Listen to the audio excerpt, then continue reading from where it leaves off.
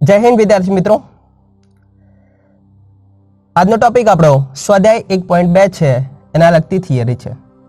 એટલે કે 1.2 છે એનો કોન્સેપ્ટ આપણે અહીંયા ક્લિયર કરી દઈશું એકદમ અપ ટુ ડેટ.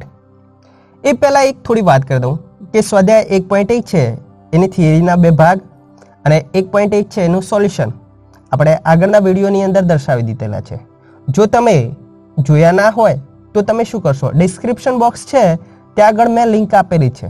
સૌપ્રથમ ત્યાં આગળ જઈને શું કરો, એ સ્વાધ્યાય 1.1 ની થિયરી અને સોલ્યુશન છે એ જોઈ લો અને પછી આ કોન્સેપ્ટ ઉપર આવતા રહો, જેથી તમને માઇન્ડ છે એકદમ કમ્પ્લીટ ક્લિયર કટ કોન્સેપ્ટ સાથે થઈ જશે, ક્યાંય તમને ડાઉટ રહેશે નહીં. ચલો તો આપણે સ્વાધ્યાય 1.2 છે એ સ્ટાર્ટ કરી દઈએ.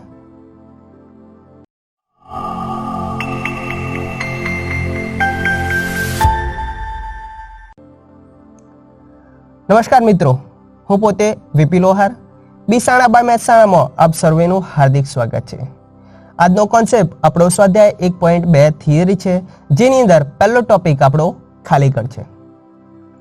ખાલીગણ છે એ કોને કહેવાય, તો ખાલીગણ કોને કહેવાય એ સમજાવવા માટે આપણે ચિંટુ પિન્ટુ અને મોન્ટુ હતા એને થોડા અહીંયા બોલાવી દઈશું, બેઝિક ઉદાહરણ એના લગતું લઈ લઈશું, એટલે આપણને શું કોન્સેપ્ટ વધારે ક્લિયર થઈ જાય. ચિંટુ છે, ચિંટુની સ્કૂલની અંદર એની મેડમ છે એ એને બોલાવે છે અને ચિંટુને પૂછે છે, ચિંટુ જા તો આપણા ક્લાસની અંદર કે વિદ્યાર્થીઓની સંખ્યા કેટલી છે, જા જોઈ આવતો. ચિંટુ દોડતો દોડતો ક્લાસની અંદર જાય છે અને ક્લાસની અંદર જઈને જુએ છે તો કે હા એક પણ વિદ્યાર્થી નથી. કે તો ક્લાસ તો આખો કેવો હતો, ખાલી હતો. ચિંટુ પાછો જાય છે મેડમ જોડે અને મેડમને કહે છે, મેડમ ક્લાસની અંદર તો એક પણ સભ્ય છે નહીં, કે એક કે વિદ્યાર્થી નથી, કે બધા તો કે રમવા જતા રહે છે, આખો ક્લાસ કે ખાલી છે. તો મેડમને થયું ચલો કે પૂછી લ્યો પ્રશ્ન આને. તો કે ચિંટુ બકા એક ક્લાસ ખાલી છે તો એને કયો ગણ કહેવાય. તો ચિંટુને સૂઝ્યું કે ક્લાસમાં એક પણ સભ્ય છે નહીં, અંદર સભ્ય જ નથી, એટલે કે ખાલી ક્લાસ હતો આપણે સાદી ભાષામાં. મેડમ કે એને ખાલી ગણ કહેવાય. મેડમ ખુશ થઈ ગયા, સરસ. કે કેવી રીતે કે મેડમ કે આપણે ગણ હોય, ગણ તો નક્કી જ છે કે હતો, પરંતુ એક પણ સભ્ય નહોતો, એટલે કે એક વિદ્યાર્થી અંદર છોકરો કે છોકરી નહોતો, આપણો ક્લાસ આખો ખાલી હતો, માટે એને શું કહેવાય, ખાલી ગણ કહી શકાય. તો આપણું બેઝિક ઉદાહરણ શું થઈ ગયું કે જે ગણ હોય એની અંદર એક પણ સભ્ય ન હોય એને શું કહેવાય, ખાલી ગણ કહી શકાય. એનો અર્થ કે ચિંટુ છે એ ચિંટુનો જવાબ કેટલો સાચો હતો, 100%. ચલો ત્યારે આપણે એના બેઝ આધારિત આપણે વ્યાખ્યા આપી દઈએ. ખાલી ગણ કોને કહેવાય, તો જે ગણ હોય, જે ગણમાં એક પણ સભ્ય, ઘટક કે વસ્તુઓ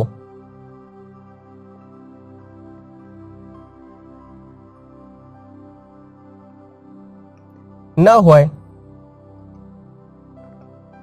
તેવા ગણને કયો ગણ કહેવાય, ખાલી ગણ કહે છે. જે ગણમાં એક પણ ઘટક, સભ્ય કે વસ્તુઓ ન હોય એવા ગણને શું કહેવાય, ખાલી ગણ કહે છે. તો કે ખાલી ગણ છે એનો સંકેત કયો, તો ખાલી ગણનો સંકેત છે તો આપણે શું વાત કરી, એક પણ ઘટક ન હોય તો છગડીયા કૌંસમાં કંઈ દર્શાવવાનું નહીં, તો ખાલી ગણ સંકેત એનો એ થયો. અથવા આ પ્રમાણે પણ દર્શાવી શકાય છે, 5. આ 5 છે એ પણ ખાલી ગણ દર્શાવે છે, એક પણ ખાલી ગણનો સંકેત છે, અને આ છગડીયા કૌંસની અંદર એક પણ સભ્ય ન દર્શાવો એ પણ એનો સંકેત થાય. ઘણા વિદ્યાર્થીઓ શું કરે છે, અહીંયા નોંધ ખાસ રાખવાની, આ પ્રમાણે દર્શાવે સાહેબ કે આને ખાલી ગણ કહી શકાય, તો કે ના કહેવાય, કારણ કે ગણ છે એ ગણની અંદર કેટલો સભ્ય છે, 5 છે, પોતે ઘટક તરીકે વર્તન કરે છે, તો માટે એને ખાલી ગણ ન કહેવાય, એને એકાકી ગણ કહેવાય. જે ગણમાં એક સભ્ય હોય એને એકાકી ગણ કહેવાય. એમ તો આ ખાલી ગણ દર્શાવતો નથી. મગજમાં એકદમ સેટ કરી દેવાનું કે ખાલી ગણ એનો અર્થ કે એક પણ સભ્ય નહીં, એનો અર્થ કે છગડે કૌંસ એકલો દર્શાવવાનો, અંદર 5 પણ દર્શાવવાનો નહીં. સંકેતનો કોન્સેપ્ટ આપણો ક્લિયર થઈ ગયો હશે. ખાલી ગણનો સંકેત 5 અને ખાલી ગણ દર્શાવવાનો રહેશે. ચલો હવે ખાલી ગણ કોને કહેવાય એના લગતા મેં ઉદાહરણ અહીંયા થોડા લઈ લીધા છે. સમજૂતી આપણને મળી રહે અને સાથે સાથે આવા જ ઉદાહરણ આપણને એટલે કે સ્વાધ્યાયની અંદર આવા પ્રશ્નો આપેલા છે એ પણ આપણને ખ્યાલ આવી જાય. ચલો ત્યારે પહેલો પ્રશ્ન, x જ્યાં x એ ધોરણ 10 અને 12માં એક સાથે ભણતો વિદ્યાર્થી, આવું શક્ય છે? તો ધોરણ 10 અને 12 બંનેમાં એક સાથે ભણતો વિદ્યાર્થી, તો આવું શક્ય છે નહીં અત્યારના સમયની અંદર કે એક છોકરો 10માં ભણતો હોય અને એનો એક છોકરો પાછો 12માં ભણતો હોય, તો એવો કોઈ સભ્ય મળશે? તો કે ના, નથી મળવાનો. તો એનો અર્થ કે આ ગણ કેવો છે? તો કે ખાલી ગણ છે. આવો એક પણ સભ્ય આપણને મળશે નહીં, તો માટે ખાલી ગણ કહી શકાય. બીજો એક્ઝામ્પલ, x જ્યાં x એ 1 થી નાની પ્રાકૃતિક સંખ્યા છે. આપણે જાણીએ મુજબ કે પ્રાકૃતિક સંખ્યાઓ છે એ તો ક્યાંથી સ્ટાર્ટ થાય છે? ચલો ચિંટુને આપણે પૂછી લઈએ. ચિંટુ કે પ્રાકૃતિક સંખ્યાઓ હોય તો ક્યાંથી સ્ટાર્ટ થાય? સાહેબ કે 1 થી સ્ટાર્ટ થાય. કે તો કે 1 થી નાની પ્રાકૃતિક સંખ્યા ત્યાં આગળ મળશે કોઈ?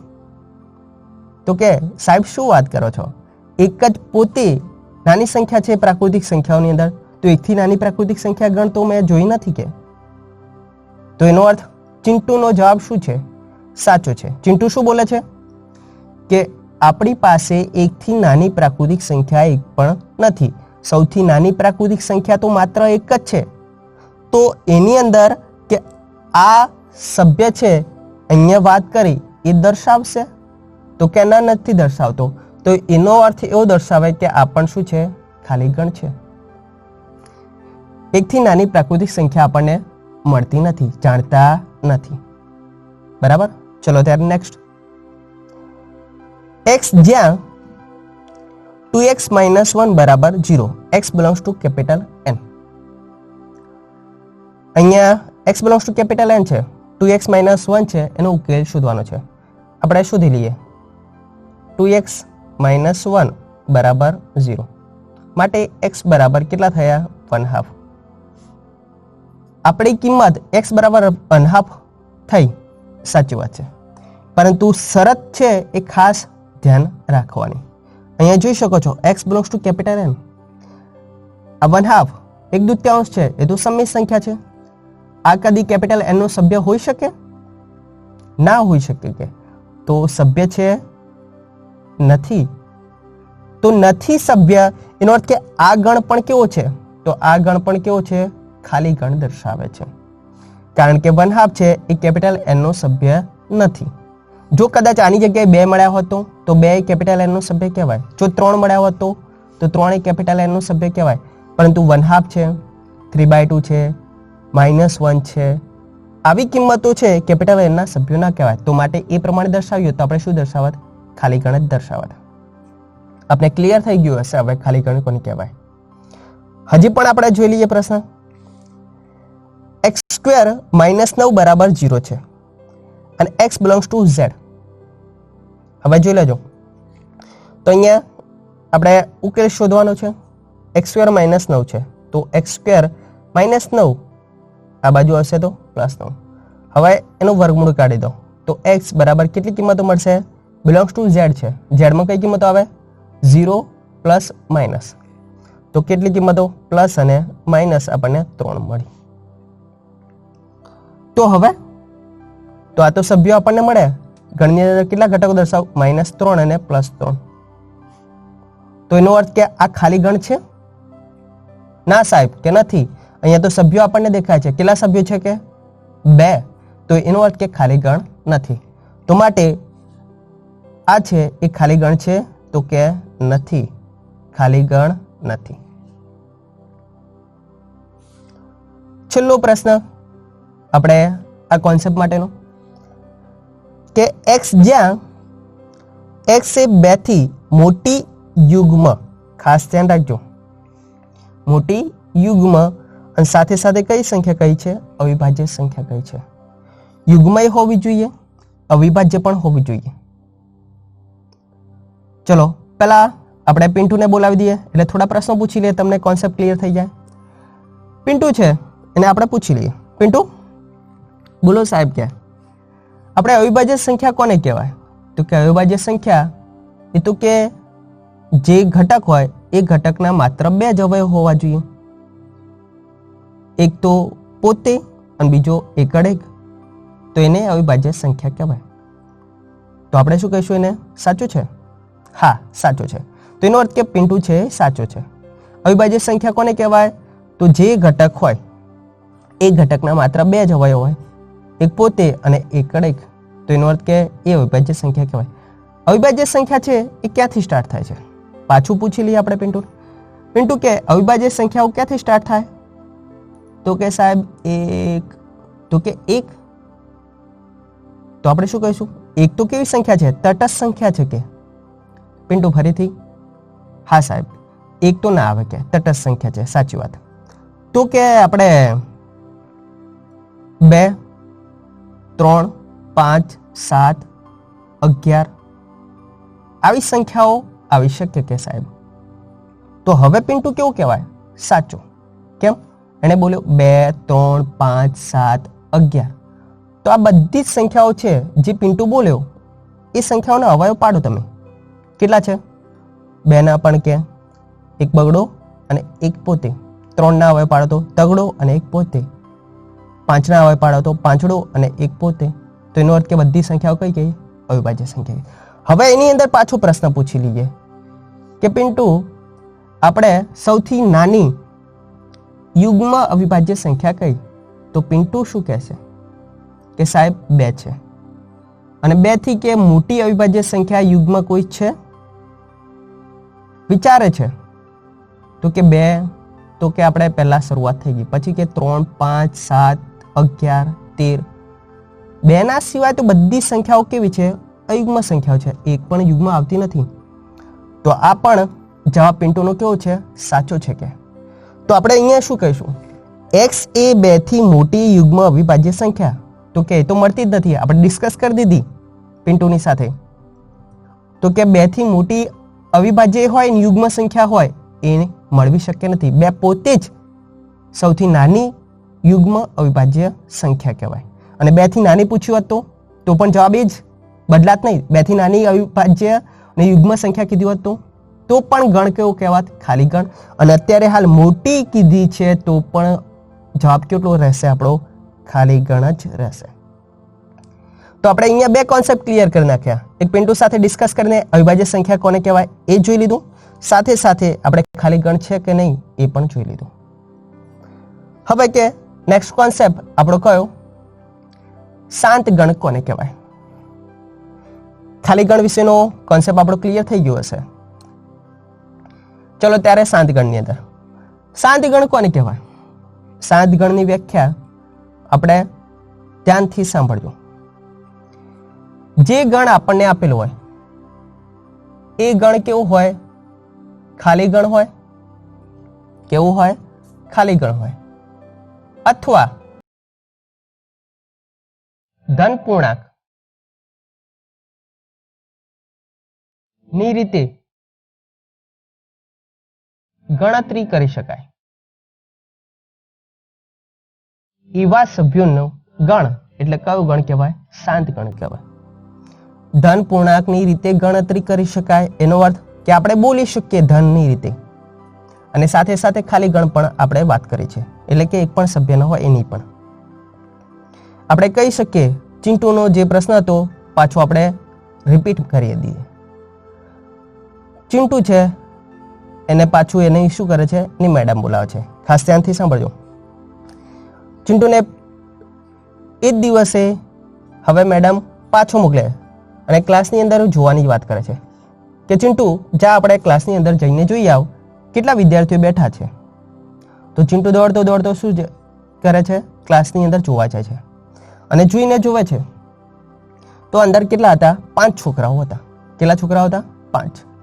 ચિંટુએ ગણતરી કરી દીધી 1, 2, 3, 4 અને 5. ચોખવટ કરી શકાય છે, સુનિશ્ચિત વસ્તુઓનો સમૂહ છે. એટલે 5 સભ્યો છે એ ઓળખી શકે છે, એને દર્શાવી શકે છે અને ચોક્કસ ગણતરી કરી શકે છે. કેવી રીતે? ધન પૂર્ણાંકની રીતે. તો કે એને શું કહેવાય? શાંત ગણ કહેવાય. બરાબર. તો ચિંટુ આવીને પાછો મેડમ જોડે જાય છે. મેડમને પાછો પૂછે કે મેડમ, હું જોઈને આવ્યો, કેટલા સભ્યો છે? કે તો કે 5 સભ્યો છે, 5 છોકરાઓ બેઠેલા છે. તો પાછું મેડમે પૂછી લીધું કે 5 છોકરાઓ છે તો એને ગણ કયો કહેવાય? મેડમ કે ખાલી ગણ તો ન જ કહેવાય, કારણ કે સભ્યો હવે તો અંદર હતા. તો હવે કેવો ગણ કહેવાય? તો ચિંટુ કે બેન તમે જ કહી દો. તો મેડમ કહે છે એને કે શાંત ગણ કહેવાય, કે જે ગણમાં ઘટકોની સંખ્યા ગણતરી કરી શકાય એવી હોય, ધન પૂર્ણાંક જેટલી હોય, તો એનો કયો ગણ કહેવાય? શાંત ગણ કહી શકાય. તો ચિંટુ કે બરાબર મેડમ, કે હું ગણતરી કરી શકું તો એટલે કે શાંત ગણ છે. તો આપણું બીજું ઉદાહરણ એ રહ્યું જ થયું. અને પહેલું ઉદાહરણ પણ જે લીધું હતું એ પણ શાંત ગણ છે. પહેલો પ્રશ્ન એને પૂછ્યો તો ચિંટુને મોકલ્યો તો ભાઈ ક્લાસમાં જોઈ આવ. ત્યારે એક જ છોકરા નતા, ખાલી ગણ હતો, એટલે કે ખાલી ક્લાસ હતો. તો ખાલી ક્લાસ એટલે અંદર સભ્યોની સંખ્યા કે એક પણ નથી, કે 0 પોતે સંખ્યા આપણે બોલી શકીએ છીએ. તો એ પણ શું કહેવાય? શાંત ગણ કહી શકાય. ચલો, શાંત ગણનો કોન્સેપ્ટ ક્લિયર થઈ ગયો હશે, છતાં આપણે અહીંયા જોઈ લઈએ એટલે પાછો વધુ બેટર કોન્સેપ્ટ ક્લિયર થાય. પહેલો પ્રશ્ન આપણને પૂછ્યો છે અંગ્રેજી મૂળાક્ષરોનો સમૂહ. તો અંગ્રેજી મૂળાક્ષરોનો સમૂહ તો આપણે જાણીએ છીએ કયા? A, T, I, O, U. કેટલા સભ્યોની સંખ્યા છે? તો કે 5 સભ્યોની સંખ્યા છે. ગણતરી કરી શકાય છે? હા. ચોખવટ કરી શકાય છે કે સાહેબ અહીંયા 5 સભ્યો છે, તો આપણે ધન પૂર્ણાંકની રીતે ગણતરી કરી શકીએ, માટે શું કહેવાય ને? શાંત ગણ કહેવાય. તો આ જે ગણનું ઉદાહરણ છે એ કયું છે? શાંત ગણનું છે.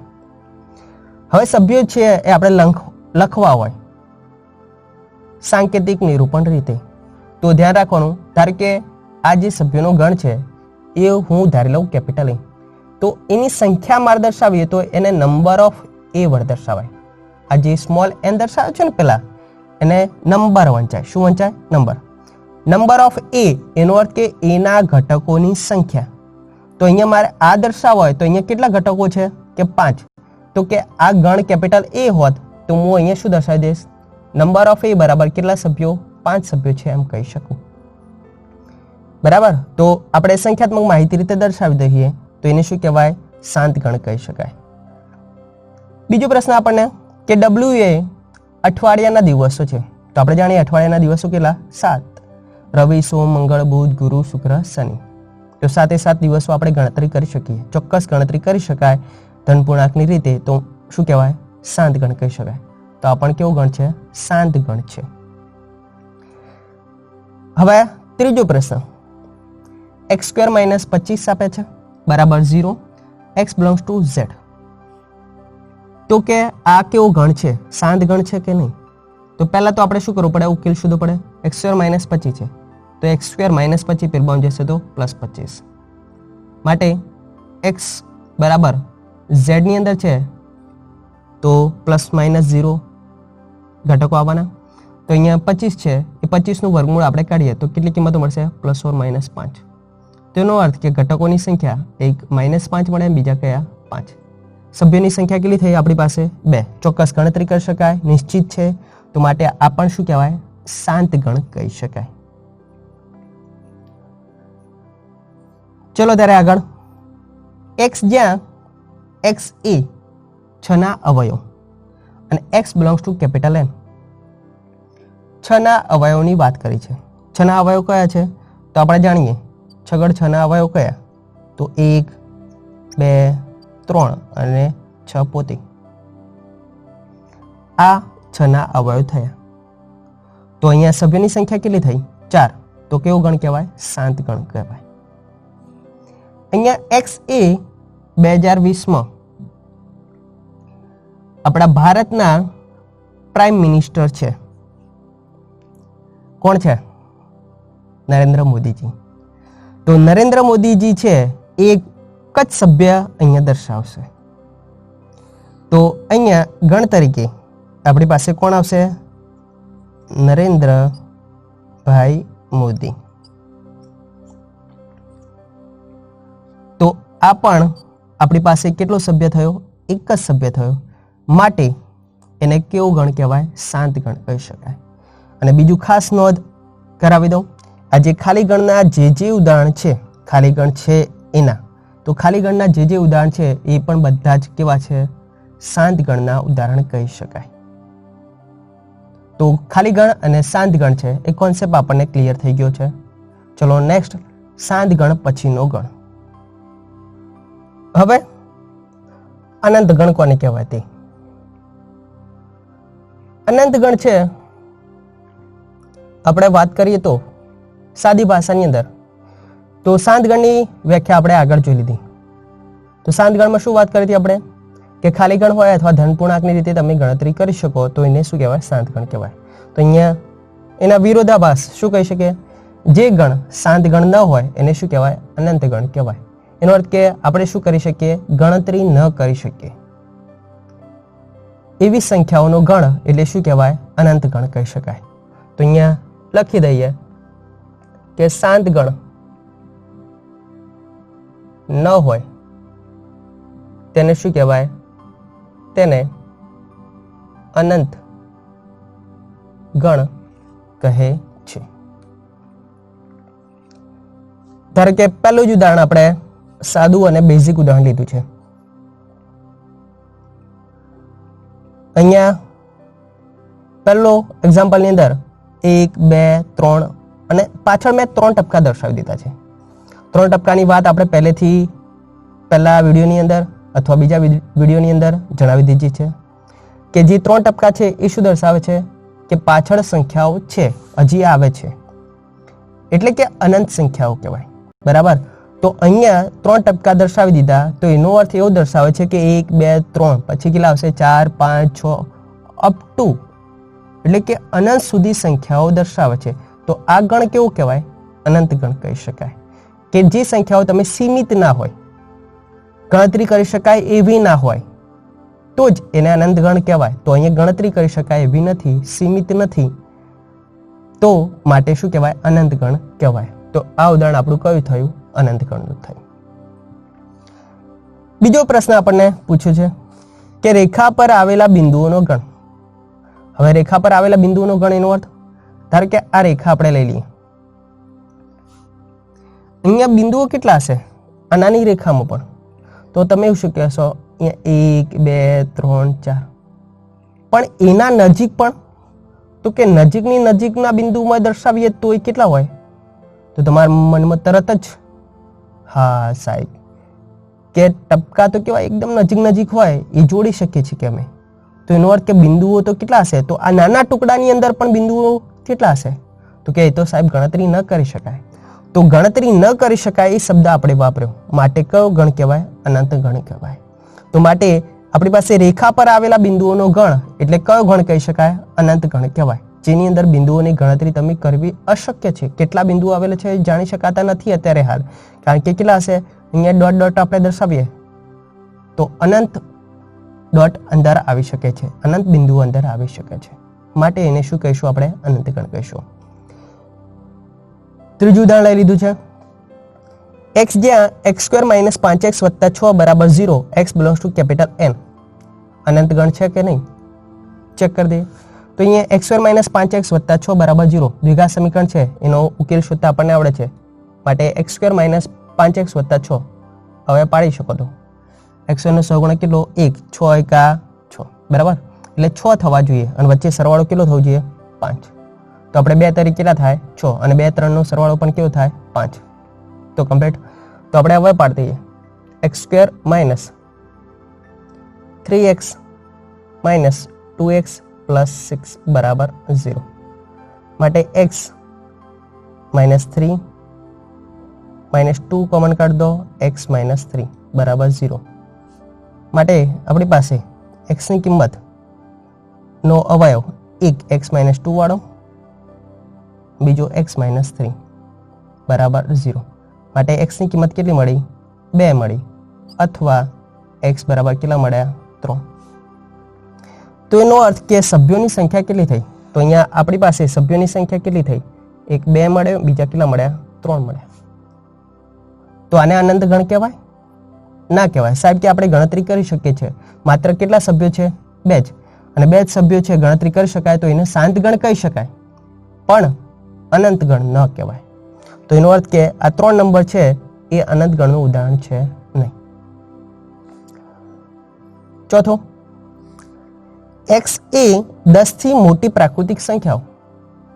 પ્રાકૃતિક સંખ્યાઓ આપણે દર વખત પ્રાકૃતિક સંખ્યાનું ઉદાહરણ એટલા માટે લઈએ કે તમને કોન્સેપ્ટ એકદમ ક્લિયર, ઝડપી થઈ જાય એટલા માટે. નહીતર હું બીજા અહીંયા ગણ લઈ શકું, z લઈ શકું, r લઈ શકું, q પણ લઈ શકું છું. અત્યારે હાલ પ્રાકૃતિક સંખ્યાની વાત કરી છે. 10 થી મોટી પ્રાકૃતિક સંખ્યાઓ તો પૂછવામાં આવે તો 10 થી મોટી પ્રાકૃતિક સંખ્યાઓ કઈ? તો તમે શું કહેશો? 11, 12, 13, 14, 15, 16. સાહેબ કે આ તો છેક ઘણી બધી આવે, કે ગણતરી ના કરી શકાય. શબ્દ પાછો શું વાપરી દીધો? ગણતરી કરી શકાતી નથી.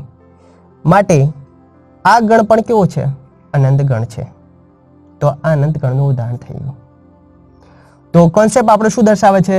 કે જે ગણ શાંત ન હોય, ગણતરી કરી શકાય એવું ન હોય, નિશ્ચિત સંખ્યાઓ આપણે બોલી ન શકીએ, ચોખવટ ન કરી શકીએ, તો એવા ગણને શું કહેવાય? અનંત ગણ કહેવાય. અને સાથે સાથે આ 3 ટપકા છે અલ્પવિરામ પછી, એ ખાસ ધ્યાન રાખવાનું, જે અનંત ગણનું ઉદાહરણ દર્શાવે છે. સંખ્યાઓ પાછળ આવે છે કે બરાબર. ચલો હવે છેલ્લો ટોપિક આ સ્વાધ્યાય 1.2 છે એની થિયરીનો. સમાન ગણ કોને કહેવાય? તો સમાન ગણ એટલે સાદી ભાષામાં જ અહીંયા જોઈ લઈએ. ધારો કે ગણ એ છે અને ગણ બી છે, એમાં એકના એક જ સભ્યો હોય, એકના એક જ સભ્યો હોય.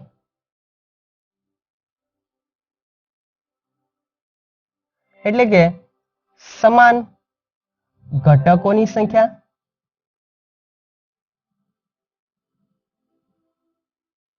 અને પોતે ઘટકો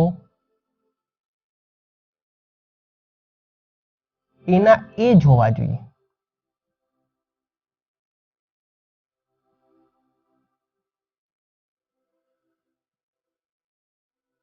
ખાસ ધ્યાન રાખજો, આપણે ચોપડીની વ્યાખ્યામાં અને આ વ્યાખ્યામાં થોડું આપણે ડિફરન્સ કરી દીધો છે. આપણે શું ચોખવટ કરી દીધી વ્યવસ્થિતપણે કે સમાન ગણ કોને કહેવાય?